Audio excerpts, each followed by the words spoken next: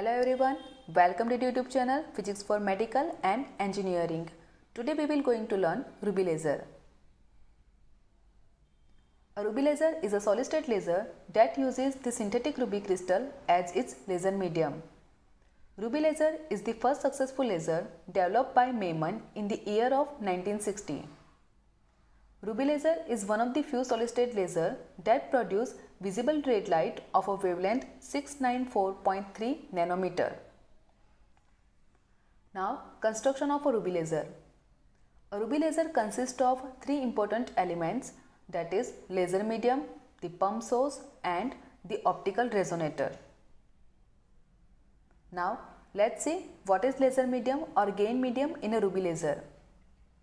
In a ruby laser, a single crystal of a ruby in the form of cylinder acts as a laser medium or active medium. The laser medium in the ruby laser is made of the host of sapphire, that is aluminum oxide, which is topped with small amount of chromium ions, that is Cr+3, which give it its pink color by absorbing green and blue light. The ruby has good thermal properties. Now the next one is optical resonator. The ends of the cylindrical ruby rod are flat and parallel. The cylindrical ruby rod is placed between two mirrors. The optical coating is applied to both the mirrors. At one end of the rod, the mirror is fully silvered, whereas at another end, the mirror is partially silvered. The fully silvered mirror will completely reflect the light, whereas the partially silvered mirror will reflect most part of the light but allows a small portion of a light pass through it to produce output laser light.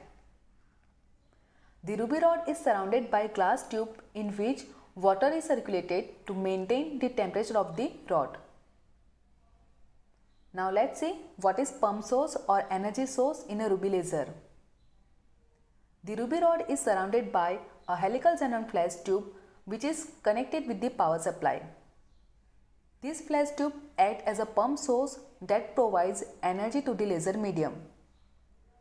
When low energy state electrons in the laser medium gain sufficient energy from the flash tube, they jump into the high energy state or excited state. As you can see in this image, when the electron gets energy, they jump from low energy state to excited state.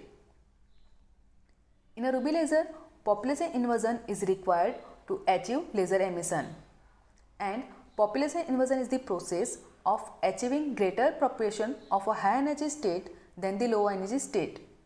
In order to achieve population inversion, we need to supply energy to the laser medium. Now, working of ruby laser.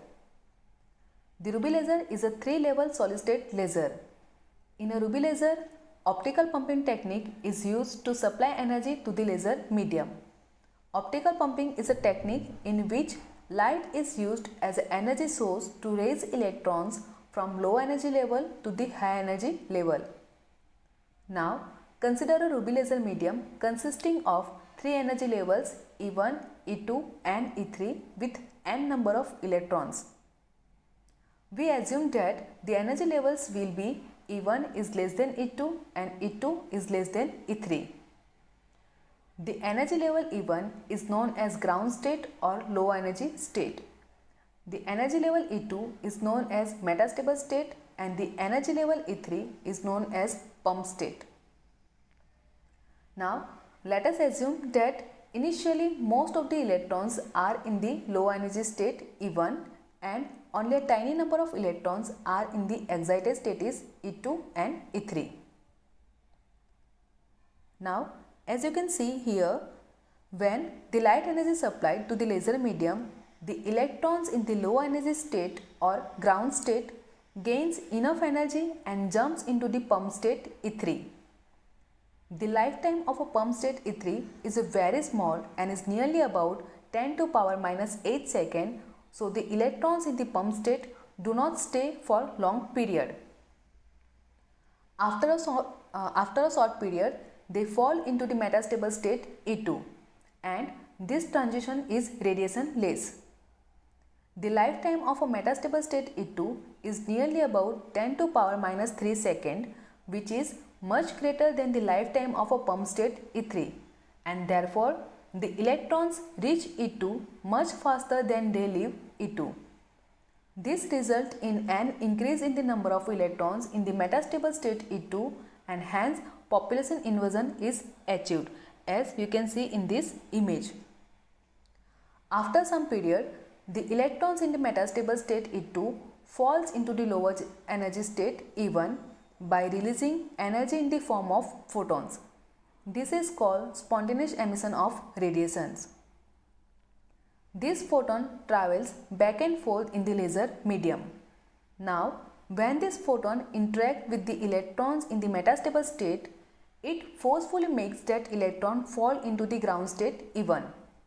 As a result, two photons are emitted, and this is called stimulated emission of radiations. And we already discussed what is spontaneous and stimulated emission and how it takes place in the previous video. Now, when these emitted photons again interact with the metastable state electrons, then 4 photons are produced. Because of this continuous interaction with the electrons, millions of photons are produced. This process is repeated again and again because the photons repeatedly move along the crystal, being reflected from its end. Now, the photons which are parallel to the length of the rod are reflected back and forth, and the remaining one are escaped from the side. This results in amplified laser, strong laser beam of a wavelength 6943 angstrom. This laser light is escaped through the partially reflecting mirror. This laser output is not continuous but occurs in the form of pulses of a microsecond durations. Now, here I am showing you an animated video of how ruby laser actually works. A laser device is made up of several components. First of all, a mirror with a reflectivity of 100% is installed at one end of the device. Furthermore, we need a gas, a liquid or a solid that serves as the gain medium and creates identical photons.